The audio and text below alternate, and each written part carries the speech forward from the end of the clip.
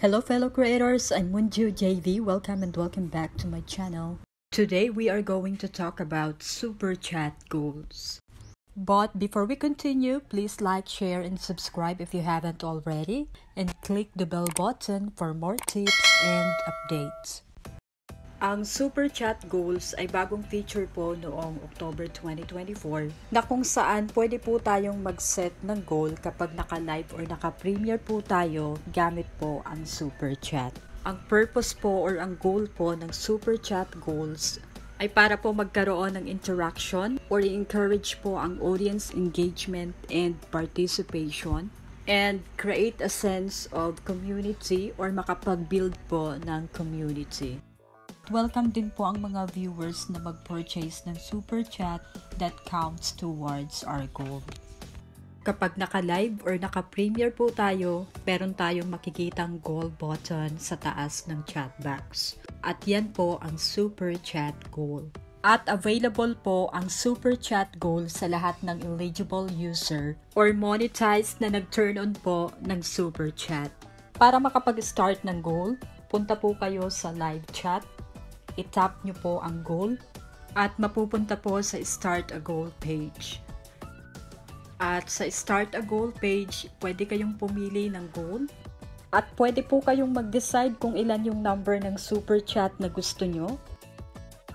At pwede po kayong pumili ng Super Chat color. Set a timer, the longer the better. And share how you'll celebrate. Halimbawa po 10 super chats at ang target mo po is 125 pesos within 30 minutes. At pwede po kayong maglagay ng description or pwede kayong pumili sa example. And then i-click po ang start goal. At i-click nyo po ang see goal sa live chat para makita ang progress ng goal nyo.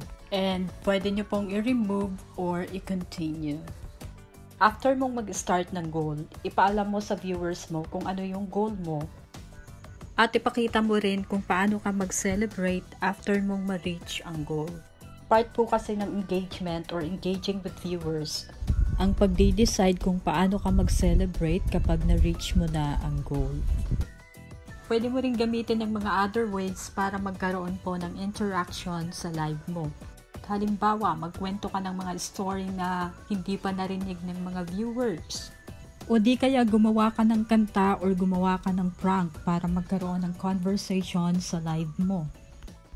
At makikita ng viewers mo ang progress, description, and time remaining. At makikita nila ang fun animation kapag na-reach mo na ang goal mo. At pwede po kayong mag-set ng multiple goals sa isang live. So, kapag hindi nyo na-reach ang goal nyo, pwede pa rin kayong mag-start ng another goal. And always remember, ang interaction po ay nag-create or nag-encourage po ng audience engagement, feedback, and participation. So, ang goal po ng Super Chat Goal ay para magkaroon po ng interaction. I-encourage po ang mga viewers na mag-participate during live stream or premiere video.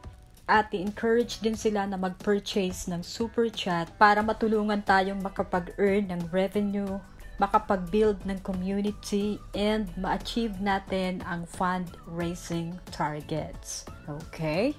So, sa mga eligible user or mga monetized channel na hindi pa nakapag-turn on ng Super Chat at gusto nyong matry ang Super Chat Goals, punta po kayo sa YouTube Studio, i-click nyo po ang Earn page, Supers, and i-turn on nyo po ang Super Chat, Super Stickers, and Super Thanks kung hindi nyo pa na-turn on.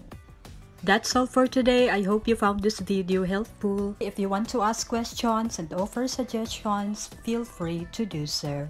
Thank you for watching. God bless.